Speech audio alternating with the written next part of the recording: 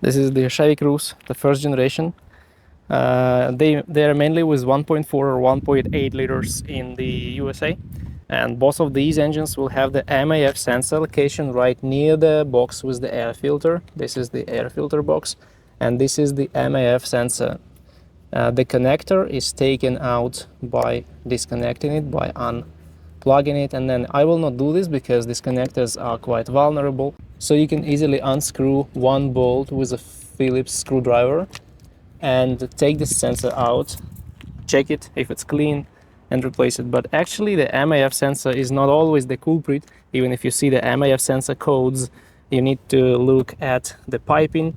You need to confirm that there are no air leaks.